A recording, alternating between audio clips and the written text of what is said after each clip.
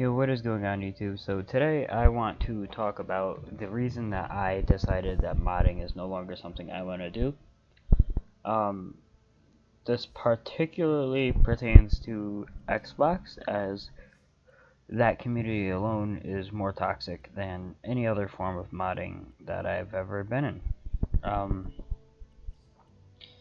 the reason being is stealth servers is the best example you can possibly have of this.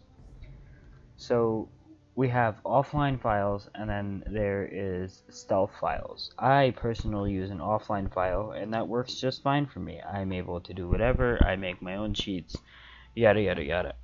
But there's people that can't make their own cheats. So what stealth servers tend to do is charge for their cheat and or their stealth server. One is their main focus, the other is the add-on. So what stealth servers tend to do is charge for one of them, but have it be a compiled service, or maybe they're charging for both. XP Online I know does that, and so does Ninja. But it costs too much money for a service that only lasts a week. For example, XP Online is $4.50 per day, or $25 for a week. So on average, you spend $100 a month just on XP Online.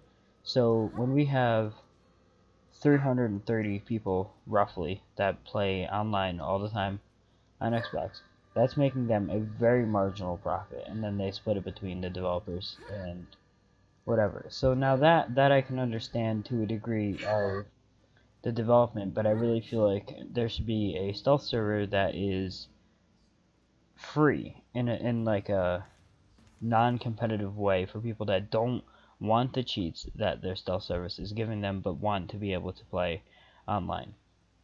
That is my biggest issue with the modding community right now, is the greediness that people have because you can't host modded lobbies anymore.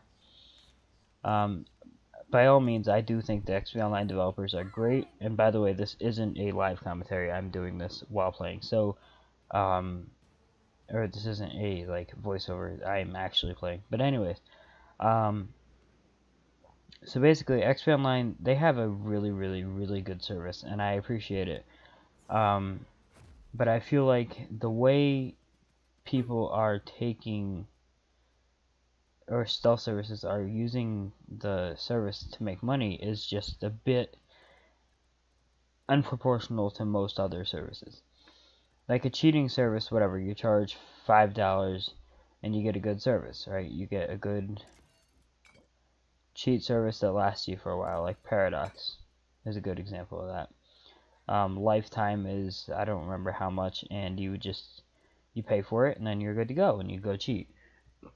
That's on PlayStation. On Xbox, you have to pay for the stealth service, then whatever cheat you're using. If you don't use your stealth service cheat, assuming that your stealth server even has a cheat to begin with, so you get all of that, and then you still have to pay for Xbox Live Gold in order to play any game prior to Black Ops 2.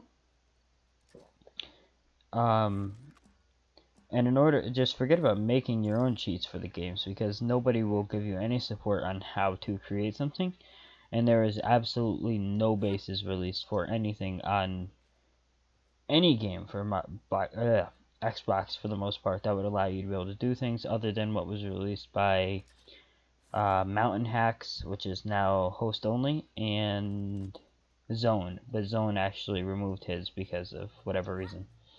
Nothing against either of them, they're both amazing developers, that's just an example. So the point is that they don't offer anything for new people, not to mention the amount of like effort it takes to fuck.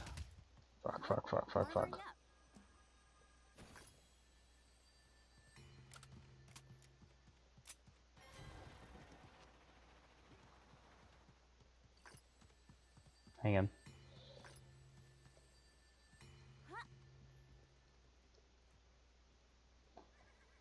on. The amount of effort that it takes to even get your stealth service working isn't that much, but it's the concept behind how easy it is to find the challenges for Xbox Live to get online. It's really not that hard. I have an Xbox Line or Xbox Stealth service that I use by myself that allows me to go online, and it's a completely offline file. I do not need a VPS to host it. I don't require to pay any money, and it works perfectly fine. And a lot of the developers know that, but they charge you because they want to make money off of it. And I understand that that is the idea, but there is no free alternative. Every other thing you do, there's always a free alternative, but there's nothing. So if you want to mod online on any game, you have to pay a minimum of $20 a week, assuming that you're on a good stealth server and not something like a startup stealth server. You are paying a minimum of $20 a week. On top of that, whatever stealth or cheat you decided to buy, like Matrix's Xbox line of menus or PS3's whatever. So you're paying for all of that on top of paying for XP Online and their stealth service and their cheat, or Ninja and their cheats. You're paying all of that on top of, for example, let's say the GTA 5 cheat engine. It's not there anymore, but African Engine was one of the highest priced menus I've ever seen. It was $60, I believe, per month. Granted, you could make a lot of money off of it, but you really don't make money off of modding anymore, and I think that's what is keeping the stealth services doing what they're doing. Sorry, I hear something.